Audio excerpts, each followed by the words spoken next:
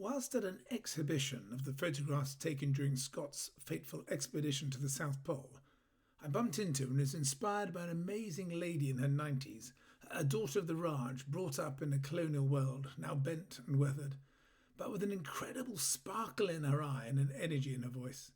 Our worlds met as we both gazed in awe at an iconic photograph of Scott and his men in their hut. We spoke, we connected, and we found mutual inspiration within each other's stories, energy, and passion for life. We exchanged details and went on our ways. It tells much of the discipline and social etiquette lost over the years that I received a letter a few days later. This beautiful lady wrote to say thank you, and she shared something truly special that I now carry with me always. It's the picture with this blog, and has fashioned much of my work since. It was a card with an inscription taken from a Sussex church circa 1730. A vision without a task is but a dream. A task without a vision is drudgery. A vision and a task combined is the hope of the world. And this is it. This is purpose and self-worth. A job with no purpose is drudgery, but a purpose without a plan is meaningless. Bring the two together and you have created the hope of the world. Striving to link purpose and plan is not new. It's been man's struggle for millennia, but it is vital for so much. And this is why.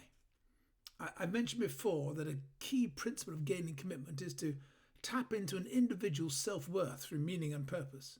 A key part of compassionate leadership is in the creation of organisations that are driven and steered by a true, meaningful purpose. When we align our individual self-worth to organisational purpose, this becomes the foundation for commitment. And I would also argue that it's the foundation for wider well-being too. Compassionate leadership is all about gaining commitment through fulfilling self-worth. And self-worth comes from self-respect and self-esteem. Self-respect is you doing what you value yourself for. And self-esteem is being valued by others for your acts of self-respect. We will discuss this in greater depth in the Compassionate Leadership Academy program, but in effect, if we can see our life's purpose, our spring of self-worth, either within or through an endeavour, then we can commit. If we cannot, then our only option is to comply. And if we do not know who we actually are at a deep emotional level, then once again compliance is the outcome. Commitment is energising, fun and meaningful. Compliance is unhealthy. It stifles, saps, and we become numb. Purpose fulfills, but it also unblocks. If you're not sure what action to take or decision to make, then go back to your purpose and ask yourself, well, why am I doing this? If your team cannot agree a course of action, then again, go back to purpose and ask why. Actions aligned to purpose fulfills, inspires, motivates, and is the hope of the world.